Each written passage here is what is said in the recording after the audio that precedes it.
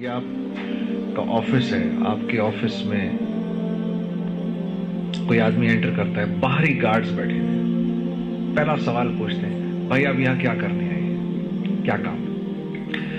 اب اگر یہ آنے والا آدمی یہ کہے کہ مجھے آئیڈیا نہیں میں کیوں آیا ہوں یہاں پر، تو یہ آدمی سیڑھیوں سے اوپر بھی نہیں آ سکتا کہ بھائی یہ یہاں کو مذاق ہو رہا ہے، تمہیں یہ نہیں پتا تم یہاں کیوں آئے ہو؟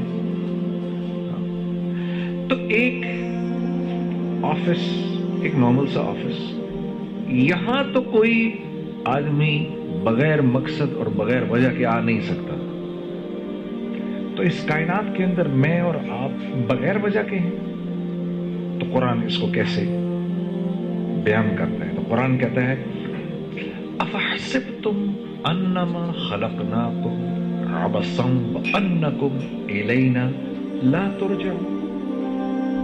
افحسبتم، کیا سوچ رہے ہو؟ کیا تمہارا خیال ہے تم ایسے ہی پیدا کیے گئے ہو؟ تم خود تو کوئی چیز بغیر وجہ کے تخلیق نہیں کرتے، تو تم نے اپنے رب سے یہ توقع رکھی ہوئی ہے کہ اس نے یہ سارا کا سارا جو کائنات کا نظام بنایا ہوا ہے یہ بے وجہ ہے، اسی کو وجہ نہیں ہے۔ فتعال اللہ الملک الحق لا الہ الا هو رب العرش الکریم۔ تم اس سے تمہیں یہ لگتا ہے کہ یہ تم بغیر وجہ کے بیٹھے ہو یہاں پر، ایسے پیدا کر دیا گیا بغیر وجہ کے۔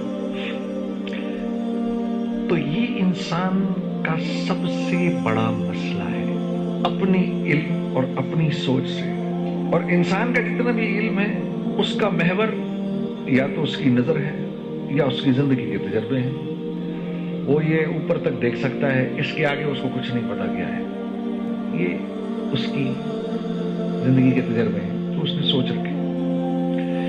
جہاں انسان کی سوچ اپنے اختتام کو پہنچتی ہے اس جگہ سے وحی کا علم شروع ہوتا ہے، جہاں اس کی لاجک اللاجیکل ہو جاتی ہے وہاں سے وحی کا علم شروع ہو جاتا ہے۔ اب اگر رسول اللہ صلی اللہ علیہ وسلم ہمیں نہ بتاتے تو ہمیں زندگی پر نہ پتا چلتا کہ ادھر دو کرامن کاتبین بیٹھے ہوئے ہیں، دنیا کی کوئی لاجک یہ پروو ہی نہیں کر سکتی لیکن بیٹھے ہوئے ہیں۔ اسی لیے قرآن نے جب کہا نا ذالک الکتاب لا ریب فیہ، تو پہلی جو قرآن نے بات ماننے والوں کی صفت بتائی وہ یہ بتائی کہ یہ ہدایت دیتی ہے کن لوگوں کو؟ متقیوں کو، مدلل متقین، جو اللہ سے ڈرتے ہیں، صرف اس کو اس کتاب سے نفع ہوگا اور کسی کو نہیں ہوگا۔ جو اللہ سے ڈر رہا ہے اللہ اس کتاب کے ذریعے اس کو صراط مستقیم پر چلائے گا، ہر ایک نہیں چل سکے گا۔ اور ڈرنے والوں کی پہلی صفت کیا ہے؟ الذین یؤمنون بالغیب، یہ غیب کی باتوں پر ایمان لاتے ہیں، جن باتوں کو انہوں نے دیکھا نہیں ہوتا، غیب کی باتیں پر ایمان لاتے ہیں۔ یہ غیب کی باتیں ہمیں کس نے بتائیں؟ رسول اللہ صلی اللہ علیہ وسلم۔ انہوں نے بتایا ادھر کرامین کاتبین بیٹھے ہوئے ہیں، مجھے تو نظر ہی نہیں آ رہا۔ انہوں نے مجھے بتایا ہے کہ وفی السماء، مجھے ان کے ذریعے پتا چلا قرآن کہہ رہا ہے وفی السماء رزقکم وما توعدون، میرے بندو تم سے جس رزق کا وعدہ کیا گیا ہے وہ رزق دنیا میں نہیں ہے، دنیا سے اس کا کوئی تعلق نہیں، وہ آسمانوں سے آ رہا ہے۔ وفی السماء رزقکم وما توعدون، تم سے جس رزق کا اللہ فرما رہے میں نے وعدہ کیا ہے اس کا تعلق زمین، پتھر، سونا، چاندی، زراعت، کاشتکاری، سورج، چاند، ستاروں، پہاڑوں سے نہیں ہے، بلکہ یہ ہم آسمانوں سے اتارتے ہیں تمہارے لیے۔ لیکن مجھے تو سب کچھ یہاں سے ہوتا ہوا نظر آ رہا ہے، مجھے تو یہ نظر آ رہا ہے کہ میری پیسے ہیں تو میرے کام بنیں گے، پیسے نہیں ہیں تو میرے کام نہیں بنیں گے۔ مجھے تو یہ نظر آ رہا ہے کہ میری یہ نوکری گئی تو میں تو تباہ و برباد ہو جاؤں گا، یہ نوکری میں چلتا رہوں گا تو ٹھیک چلتا رہوں گا، میری زندگی بنی رہے گی۔ مجھے تو یہ نظر آ رہا ہے نا، یہ ساری چیزیں مجھے نظر آ رہی ہیں، اس لیے میری زندگی کا ایک ایک لمحہ ان کے گرد گھوم رہا ہے، چیزوں کے گرد گھوم رہا ہے، اسباب کے گرد گھوم رہا ہے، حالانکہ یہ صرف اور صرف پیالے ہیں جن میں رزق ڈالا جاتا ہے۔ تو دراصل میں پیالے کی خدمت میں لگا ہوا ہوں، جو اس میں رزق ڈال رہا ہے اس سے میرا کوئی تعلق نہیں۔ تو جو یہ زندگی گزارے گا، تھوڑے دنوں کے بعد پھر اللہ کی طرف سے اس پر حالات آنا شروع ہوں گے۔ یہ جتنی قومیں تباہ ہوئی تھیں، یہ اپنی چیزوں میں گم ہو کے تو تباہ ہوئی تھیں۔ جیسے اقبال نے نہیں کہا، کافر کی یہ پہچان کہ آکاش میں گم ہے، مومن کی یہ پہچان کہ گم اس میں ہے آکاش۔ آکاش میں گم ہے، دنیا میں گم ہے، یہیں سے ہوگا سب کچھ، اسی پیسے سے ہوگا۔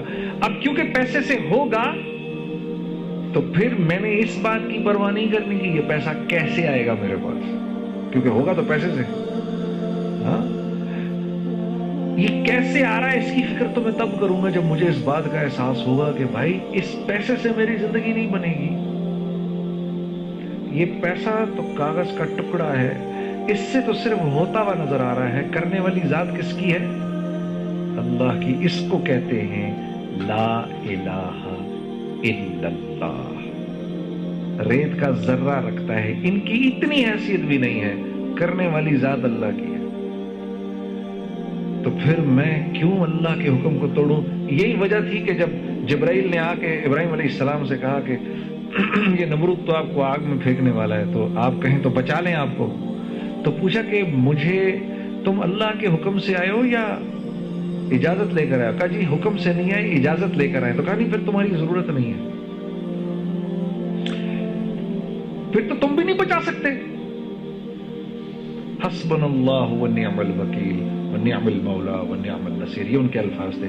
یہ کہا کہ جب اس نے ان کو منجنیق سے پھینکا تو چلے گئے ہوا کے اندر۔ انہوں نے کہا لوگوں کو کرنے سے، تو جو ایسا اپنے اندر ایمان رکھتا ہے، جس کی یہ سوچ ہوتی ہے کہ کریں گے تو اللہ کریں گے، پھر اللہ اس کی مدد ایسے کرتے ہیں جیسے ابراہیم علیہ السلام کی کہ براہ راست حکم دیا آگ کو، یا نار، اے آگ کونی بردم والسلام علی ابراہیم۔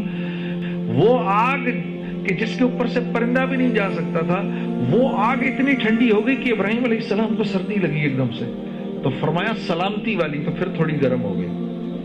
اور شولوں نے یوں اوپر ایسے آسمان پہ سے ان کو وہیں سے پکڑا، یوں گھما گھمو کے نیچے لے کر آئے۔ جو یہ رسیاں لگی تھی ان کو تو جلا دیا، ایک بال بھی یہاں سے نہیں جلا۔ اللہ نے جبرائیل کو بھیجا، اس نے پر مار کے وہیں پر آبشار اور وہیں پر پانی اور وہیں پر باغ اور تخت۔ اللہ رب العزت یہ بتانا چاہ رہے ہیں جو میرا بن کے چلے گا میں اس کی چیزوں کے بغیر مدد کروں گا۔ اور یہ امتحان کب تک ہے؟ موت تک۔ موت تک، موت تک اللہ کے ہر غیر کی نفی کرنی ہے۔ نہیں، ان سے نہیں ہوگا، یہ نہیں، اس سے کچھ نہیں ہوگا، کریں گے تو اللہ کریں گے۔ یہ 100 تلواریں اس میں اللہ مجھے نکال کے لے جائے گا، یہ نہیں کر سکتی۔ یہ تب مارے گی جب اللہ کا حکم ہوگا، ورنہ یہ نہیں کچھ کر سکتی۔